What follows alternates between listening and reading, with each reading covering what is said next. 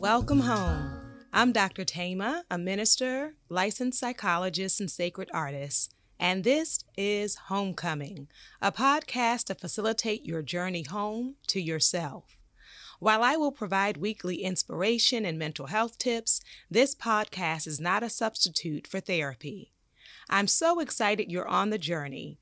If you want to request specific topics or share your progress, email me at homecomingpodcast@gmail.com. Also, after you listen, be sure to like, subscribe, and share. Let's begin. Welcome back to another episode of Homecoming, and today we want to talk about easing anxiety, and particularly easing your anxious thoughts, which we call ruminating, when we keep replaying things over and over again continuously, and it intensifies the anxiety. And so as we start to think about shifting and calming our thoughts, I want to start with a brief meditation. So I invite you to uncross your legs and arms, to sit up in your chair. And if you are comfortable and not driving, you can close your eyes. And if you prefer not to close your eyes, you can just lower your gaze toward the floor and start to tune into your breath at your own pace, being mindful of your inhale and your exhale. As you start to scan your body, noticing where the tension is, sending breath to those areas of the body, giving yourself permission to release. Starting with your forehead, relaxing your jaw, releasing the tension in your neck and shoulders, letting the breath flow through your arms, your wrists, hands, and fingers. Letting the breath flow through your back, releasing the tension in your upper back, middle back, and lower back. And becoming mindful of the movement in your rib cage as you allow it to expand with the breath and contract with the exhale. Becoming aware of the movement in your chest and belly as you allow the breath to flow with ease. Giving yourself permission to relax your legs, your feet and toes as we set intentions for self-compassion and for peace. Thinking about what you want to gain during this season of your homecoming, and letting those thoughts of peace cover you from the top of your head, letting that peace come all the way down, through the back, down to the feet, as you also become aware of any stress you've been carrying that you're ready to release from your mind, your heart, your body, and your spirit. Giving yourself permission to let go and visualizing yourself releasing the worry, letting it go with a cleansing breath.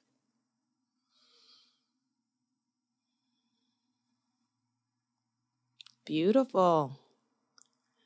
And this is the gift that we can give ourselves, that we are able to speak peace over ourselves, recognizing that there are circumstances that are happening around us and within us, and we give ourselves sacred pause to come out of the constant hustle and bustle, to come out of the constant worry. I want you to know when you are ruminating, constantly worried and constantly anxious, it is often a response to trauma and a response to experiences when you were not safe. And so what your mind is doing is working overtime trying to keep you safe. It will replay past experiences as you're trying to make sense of it, trying to make meaning of it, trying to figure out what you could have done or should have done. And it will not stop there. It goes from worries or regrets about the past to worries about the future. And so for some of us, even when things are going relatively well, you will find your mind imagining what could go wrong and what would be devastating when those things happen. So our mind is scanning the past, the present, and the future for danger, trying to keep us safe. So a part of our healing is coming out of what we call hypervigilance. One of the symptoms of post-traumatic stress is this being super guarded, super vigilant to the point where it is exhausting. And those of you who have really dealt with deep anxiety, severe anxiety, know how exhausting it can be. You can be sitting still, you can be laying in your bed, but your mind is working and will not allow you to rest. So it is important that we measure our growth in this area from where we started instead of where someone else is. And what I mean by that is when I'm working with a client who is anxious, for them to do a few minutes of silent meditation is amazing.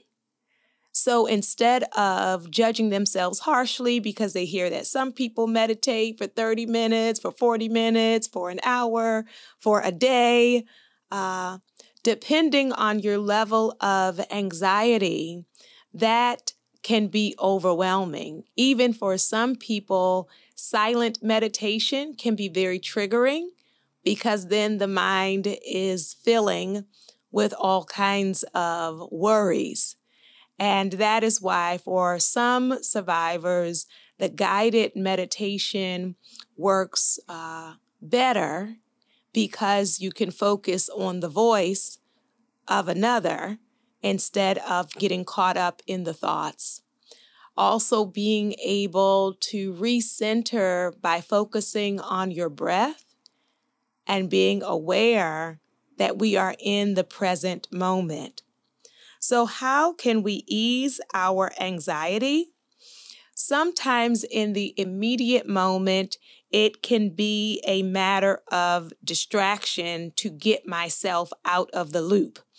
If I just keep replaying something or keep imagining something, that I can shift my focus and center my attention and energy on something that is pleasurable, something that is enjoyable. It can be getting engaged with people who are friends, participating in habits that require my attention. Can I tell you a beautiful secret? Is the healing power of the expressive arts. That when I am in that anxious place, I can shift or channel that anxiety into painting, into singing, into dancing, into collage making, into cooking. We can do all different forms of artistic expression. Some people will take that anxiety and turn to exercise. Some people will take that anxiety and shift to a favorite show to get their mind off of things. Some people will shift by going out in nature and connecting with some fresh air, being with the trees and the birds, going to the beach. That will get us out of our heads. I want you to know that distraction is a temporary solution, but it also is important for us to really actually give space and time for our worries, concerns, burdens, memories. A part of why things can continue to come up for us is because we will not face them. And so when our mind is saying, I'm here, look, ready or not, here it is. Here is the worry, or here is the memory. And if I am perpetually just trying to distract myself, then I want you to know distraction is not healing. Distraction is not wellness or wholeness. Distracted is not the same thing as recovered. Because some, as we have talked about, have learned to distract themselves with substances, distract themselves with food, distract themselves in various relationships, but are still not at home. So in the immediate moment when we're needing relief, we can think about our distractions, healthy distractions, as a tool. But I wonder about us being willing to give ourselves permission to actually face the truths that we have been running from. This is why some people don't want to go to therapy, because they say, why do I want to think about all that? Why would I want to unpack all of that? That's going to be depressing. Well, I want you to know running from the source of your depression has not really made you well. It just has manifested in anxiety and sometimes manifested in physical sickness, what we call somatic complaints, when the stress shows up in your body. And so running has not been without consequence. And for the anxiety to ease, I may need to actually sit with the truths that have been hard for me to recognize and to speak about. I can reflect on them without fighting it. I can journal about it. I can do self-help books. I can talk to supportive persons, family or friends or therapists or faith leaders who are supportive of what we call holding space. Here's the thing. With holding space, someone is not just trying to give you a quick fix. They are able to sit with you where you are and honor you where you are and understand with compassion where you are. So it is not helpful to try to look at difficult things and have people say, well, you just need to shake that off, right? You don't even need to worry, girl, that was the past. Don't even worry about it. Some people, because all they know is distraction, are not equipped to sit with you in the valley.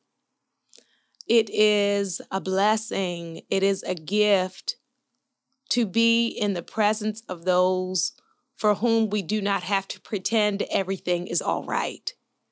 It is a blessing to be able to speak the truth about our disappointments, about our heartache, about our depression in the presence of another. And if you do not have that within your circle, I encourage you to consider counseling, therapy, where you can have people who will hold space for you and not make it about them or try to get you to shut it down. And I also invite you to think about the journaling, because some pieces will come up for you when you stop running from the thoughts. You know, some thoughts are intruding because we have never given them space. It's one thing if I have reflected on it and done some work around it, and now I'm trying to shift out of it, versus when I have never really told myself the truth about the painful experiences that I have had. And so we recognize the importance of setting up sacred time to really reflect on the things that are challenging to think about. Then for the issues of our past, when I make peace with my past, it really is about this word acceptance. And acceptance doesn't mean that I believe it's okay that bad things happen, or even that I did some things that were out of order, but it means I accept that that was a part of my life, that was a part of my journey, and no rethinking it is going to erase it. It happened. And that is what I want to free you with on today, that the past did indeed happen, and sometimes we are replaying it, trying to make it make sense. And I want to let you know on today, no matter what we've been told, not everything that happened will truly ever make sense. This is when we are looking for people to give us closure about why. Why did this have to happen like this?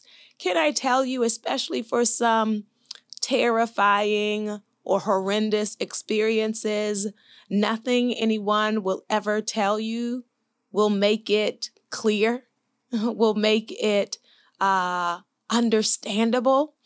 And so instead, I get to that place of recognizing that was a part of my journey and it affected me, but it doesn't define me.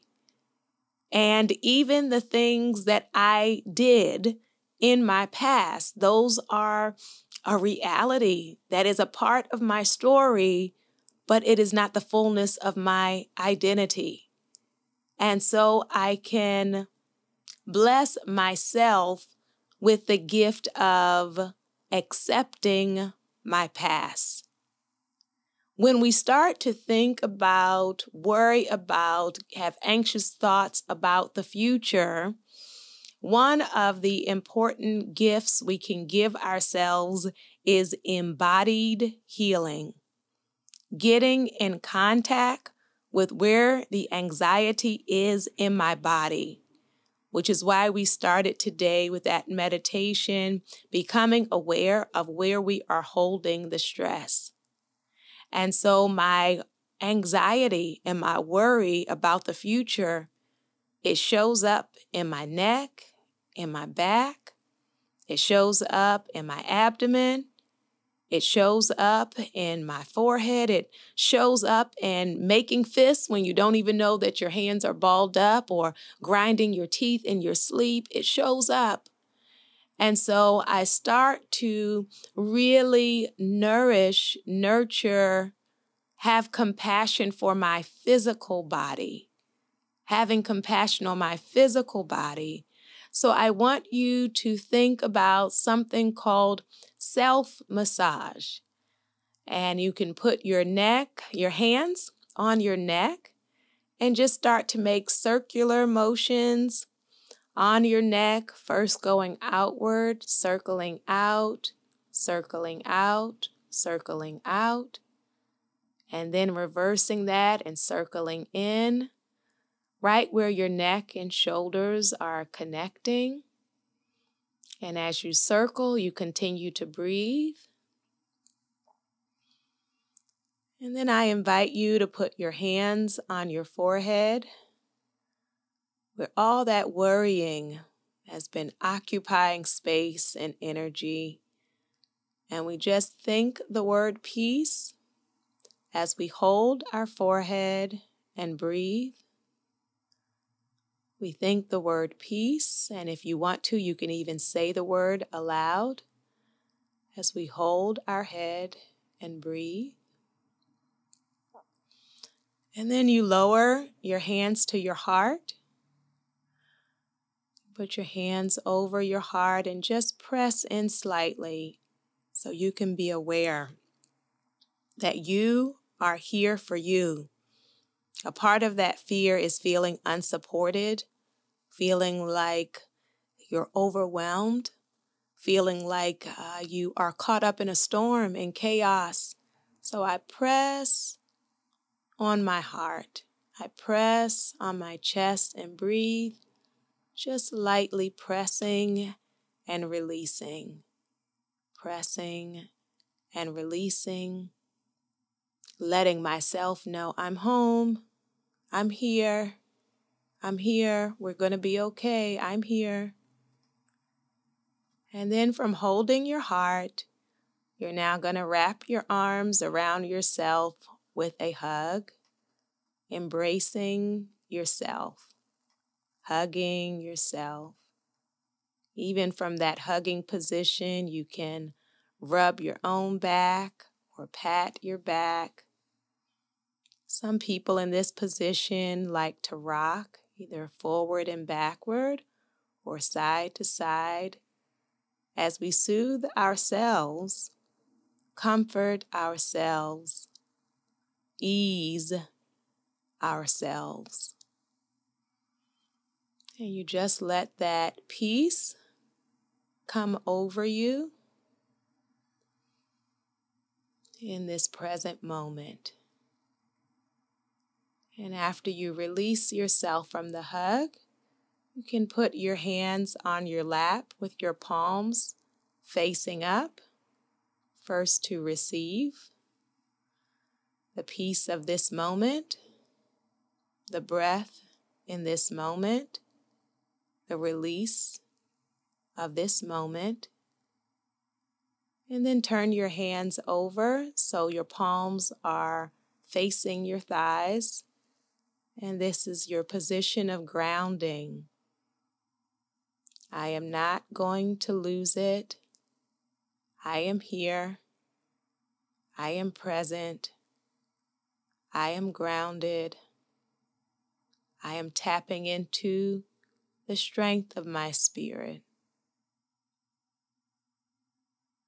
And breathing in.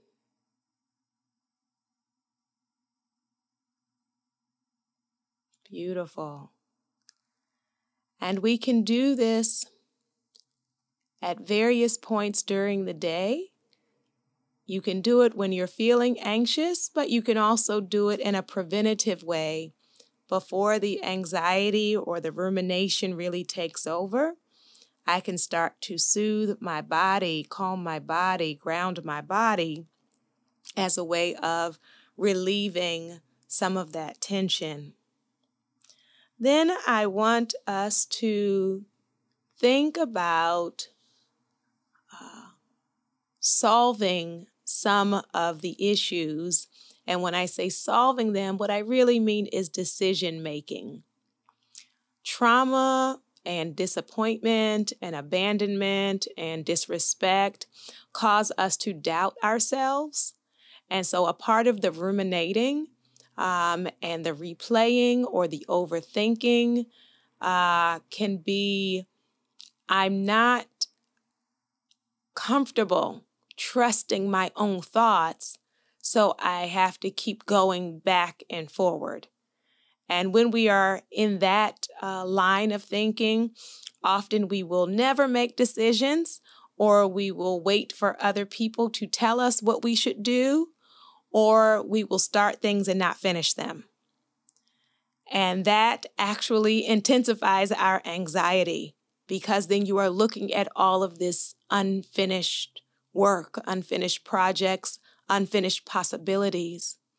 And so to relieve some of this anxiety, worry, tension, it will require us making some commitments to actually follow some things through, to actually be able to outlast the anxiety that makes me want to turn around and go home or just hide under the covers and say, I am going to make some decisions, and not all my decisions have to be perfect.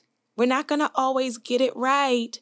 But when we are permanently stalled in indecision and anxiety, it actually intensifies our distress and creates new regrets for us every day. New regrets and new worries every day. So a gift that you can give yourself around this constant anxiety is to give yourself the trust and faith and permission to make some decisions about issues you have been debating for a long time. Things that you're not about to get new information for. It's one thing if we want to research some things, but some of us, it is a stalling strategy that keeps us out of ourselves. And so instead, to ease my constant anxious thoughts, I just need to step into it to get out of my head, into my heart, into my living. You know, I can do counseling with people who want to spend a long time imagining what if. You know, what if I did go back to school, right? Then what would happen? What if I did start dating again? What if? And there does become a point when we are specializing in intellectual, cognitive, anxious gymnastics. And the way to shift out of that is actually in motion.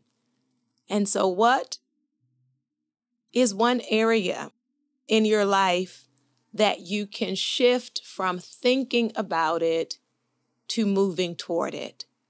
What is one area of your life that you will give yourself permission to not stay in the realm of overthinking, of stressing, anxiety, imagining, and actually live it? Live it, and live it with the grace and permission that is not going to be perfect, and I may not get it all right, but that is a part of the living. So I am happy for you to have time to lay down the burden of worry, to lay down the burden of anxiety. And for those who live with generalized anxiety disorder, I know that this moment of peace is not the only thing that you will experience, that many people live with managing, coping, dealing with anxiety.